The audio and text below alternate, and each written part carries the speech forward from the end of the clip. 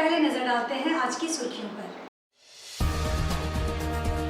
गोलमुरी थाना पुलिस द्वारा वाहन चोर गिरोह का किया गया पर्दाफाश, 4 स्कूटी सहित 3 वाहन चोर गिरफ्तार।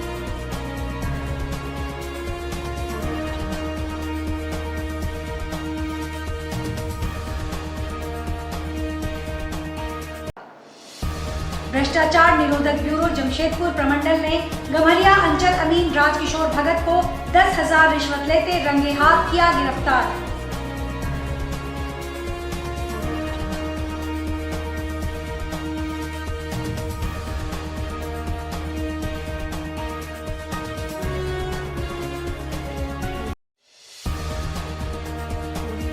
Tata steel centre for excellence Jamshedpur में मीडिया के लिए किया गया एथिक्स क्विज का आयोजन।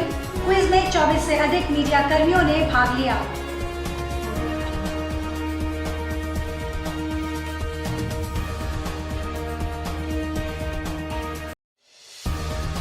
गोलमुरी पुलिस के द्वारा गाड़ी चोरी का उद्भेदन करते हुए 4 स्कूटी सहित 3 लोगों को गिरफ्तार किया गया है। उक्त आशय की जानकारी गोलमुरी थाना प्रभारी द्वारा एक संवाददाता सम्मेलन जानकारी देते हुए थाना प्रभारी राजीव रंजन ने बताया कि 1 मई को मुस्लिम बस्ती निवासी फिरदौस अहमद की स्कूटी चोरी हो गई थी। फिरदौस के बयान पर एक प्राथमिकी दर्ज कर जांच शुरू की गई। जांच के दौरान मोहम्मद इस्माइल को गिरफ्तार किया गया। उसके पास से 2 स्कूटी बरामद की गई। इस्माइल के पूछताछ के बाद 2 और आरोपी को भी गिरफ्तार किया गया। उन्होंने जानकारी देते हुए बताया कि मोहम्मद इस्माइल ने 5,000 में मुकेश नामक युवक के पास स्कूटी गिरवी रख दी थी और एक स्कूटी को बेचने के फिराक में था। फिलहाल सभी आरोपियों को जेल भेज दिया गया है।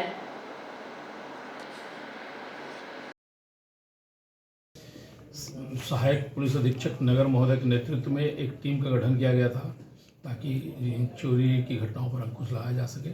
इसी क्रम में गुप्त सूचना के आधार पर 2 अलग अलग कांडों में गैंग 3 लोगों की गिरफ्तारी हुई है और इन दोनों के पास 2 व्यक्ति के पास से इसी महीने चोरी की गई एक स्कूटी बरामद हुई और एक अन्य व्यक्ति मोहम्मद इस्माइल है, आज़ाद बस्ती रोड नंबर 5 का, उसकी गिरफ्तारी हुई जिसमें 5वें महीने में हमारे ख्याल से की स्कूटी चोरी हुई थी और उसके अतिरिक्त 2 अन्य स्कूटी की बरामदगी हुई है।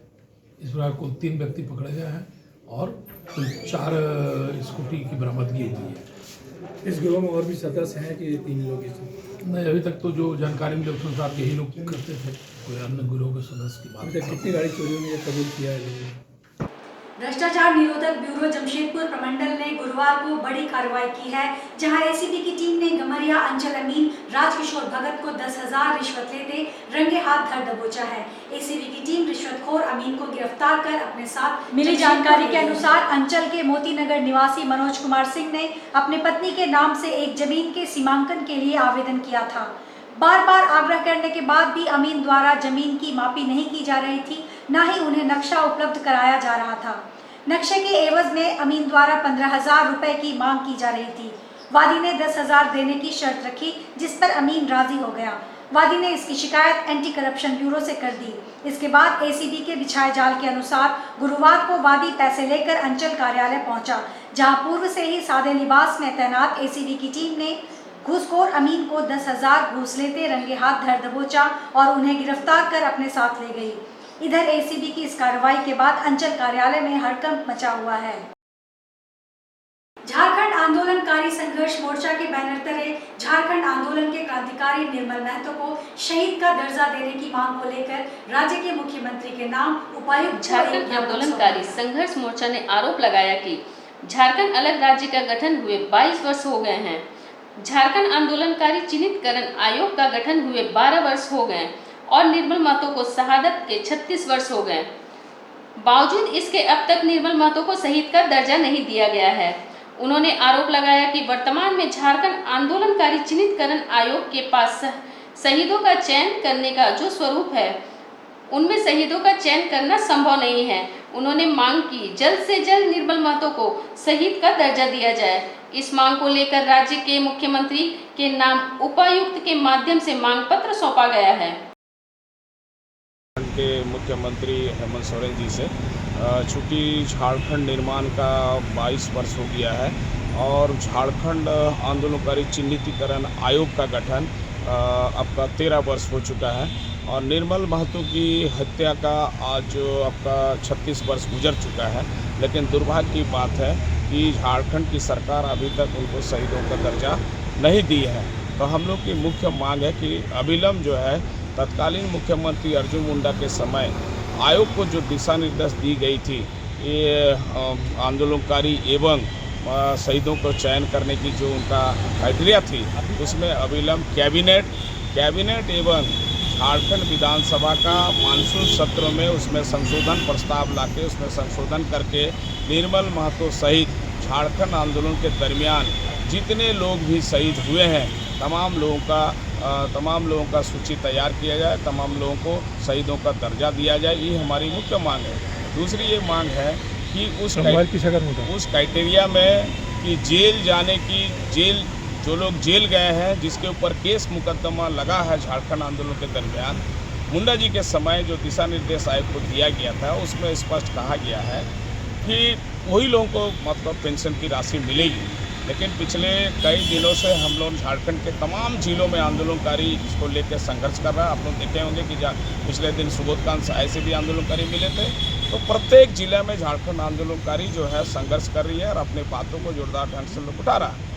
जमशेदपुर के गोलपुरी में स्वाभिमान पार्टी के द्वारा झारखंड कार्यकारिणी समिति की समीक्षा बैठक सह सदस्यता अभियान का आयोजन। वहीं बैठक में स्वाभिमान पार्टी के राष्ट्रीय संरक्षक सह छत्तीसगढ़ के पूर्व मंत्री वीरेंद्र पांडे, राष्ट्रीय कार्यकारी अध्यक्ष बलदेव राज सूद, प्रदेश अध्यक्ष विवेक पाठक, प्रदेश महामंत्री भरत महाराज आदि मौजूद रहे। पार्टी द्वारा संगठन को मजबूत करने और विस्तार को लेकर बैठक का आयोजन किया गया। उसके अलावा ज्यादा से ज्यादा सदस्यता अभियान के माध्यम से लोगों को जोड़ने को कहा गया। देखिए, हमारी पार्टी बाकी हिंदुस्तान की पार्टियों से अलग प्रकार की पार्टी है। हमारे 3 आधार हैं।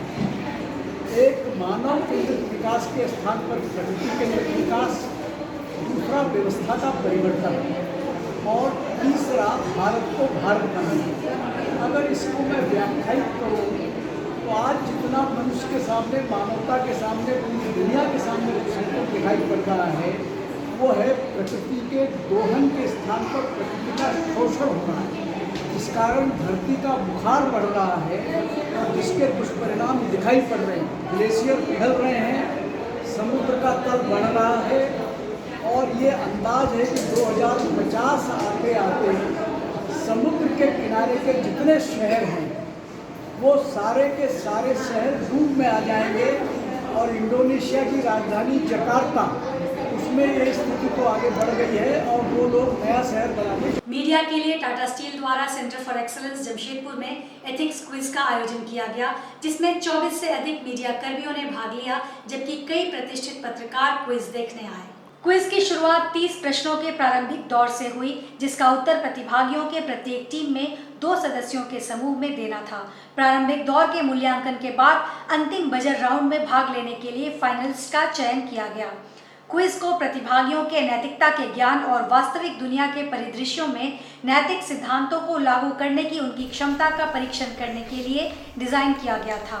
इस प्रतियोगिता में परविंदर भाटिया द पायनियर और मनप्रीत सिंह भाटिया एवेन्यू मेल की टीम विजेता बनी, जबकि प्रभात खबर के ब्रजेश सिंह और सनम सिंह की टीम उप विजेता बनी। अंजनी पांडे सहारा समय और नानक सिंह सहारा समय की टीम तीसरे पायदान पर रही। टाटा स्टील के chief corporate communication Sarvesh Kumar और टाटा स्टील के चीफ एथिक्स काउंसलर सोनी ने विजेताओं को पुरस्कार दिया। मीडिया के लिए आयोजित इस पहले एथिक्स क्विज के क्विज मास्टर टाटा स्टील के senior manager corporate ethics Amit Kumar modak थे। एथिक्स का, वैल्यूज़ का, उसको हम लोग प्रचलित करें, लोगों में फैलाएं और आपके मीडियम से हम लोग इस वैल्यूज़ को स्ट्रॉन्ग करें और इस वैल्यूज़ को हम लोग अपने कम्युनिटी में फैलाएं, बच्चों में फैलाएं। जमशेदपुर अभिभावक संघ के द्वारा झारखंड राज्य में नई शिक्षा नीति को लागू किए जाने की मांग को लेकर 1 दिवसीय अनशन सह धरना जमशेदपुर जिला मुख्यालय के समक्ष दिया गया। इन्होंने जल्द से जल्द इसे लागू किए जाने की मांग की। अनशन धरना के नेतृत्व कर रहे अभिभावक संघ के अध्यक्ष डॉक्टर उमेश कुमार ने कहा कि नई शिक्षा नीति के तहत अभिवंचित वर्ग के छात्रों को कक्षा 12वीं तक की पढ़ाई निःशुल्क करवाई जानी है, जबकि झारखंड राज्य में ऐसा नहीं हो रहा है। यहाँ पुराने पद्धति के तहत केवल कक्षा 8 तक ही निःशुल्क शिक्षा प्रदान की जा रही है और आगे की शिक्षा हेतु इससे पैसे की मांग की जा रही है, जबकि अभिवंचित वर्ग के छात्र आर्थिक रूप से अक्षम हैं और इस कारण विवश होकर वह शिक्षा से दूर हो जा रहे हैं। ऐसे में केवल नई शिक्षा नीति को राज्य में लागू किए जाने से ही इस समस्या का समाधान संभव है और इसके बाद ही तमाम अभिवंचित वर्ग के छात्र कक्षा 12वीं की शिक्षा ग्रहण कर पाएंगे। जिले के उपायुक्त के माध्यम से इन्होंने राज्य में मुख्यमंत्री के नाम मांग पत्र सौंपा कि हमारे बच्चे जो बीपीएल बच्चे नामांकित है स्कूलों में, उनको 9 to 12 क्लास तक भी फ्री एजुकेशन मिले। 2011 में जब झारखंड में जो शिक्षा का अधिकार कानून लागू हुआ था और उसके बिहाफ में जब बच्चे का बीपीएल बच्चों का नामांकन हुआ था स्कूलों में, वे बच्चे अब 8 क्लास पास करके 9 क्लास में आ गए और राइट टू एजुकेशन जो है, शिक्षा का जो अधिकार कानून है, वह उन्हें 8 क्लास तक ही फ्री एजुकेशन देने का अधिकार देता है। ऐसे में स्कूल प्रबंधन द्वारा उनसे फीस की मांग की जा रही है जो 9 क्लास में आ गए बच्चे। अभिभावकों की आर्थिक स्थिति ऐसी नहीं है कि वो उतनी मोटी फीस दे पाए। नई शिक्षा नीति जो भारत सरकार ने पूरे देश में लागू कर दिया है, लेकिन झारखंड में वो नई शिक्षा नीति लागू नहीं अभी तक हो पाई है। नई शिक्षा नीति में अभिवंचित एवं जो कमजोर वर्ग के बच्चे हैं, बीपीएल बच्चे हैं, उनको फ्री एजुकेशन 9 to 12 क्लास तक भी मिलता है। जमशेदपुर अभिभावक संघ आज उसी मांग को लेके झारखंड सरकार से मांग करने जा रहा है उपायुक्त महोदय के माध्यम से कि नई शिक्षा नीति को झारखंड में लागू किया जाए, जिससे ये बच्चे जो है अपनी 9 to 12 क्लास तक भी निर्बाध रूप से अपनी शिक्षा को पाकर भविष्य में अच्छा कर सकें। आज के इस बुलेटिन में बस इतना ही। हम फिर हाजिर होंगे कुछ और नई खबरों के साथ। तब तक के लिए SCCN न्यूज़ की पूरी टीम की ओर से मुझे दीजिए इजाज़त। नमस्कार।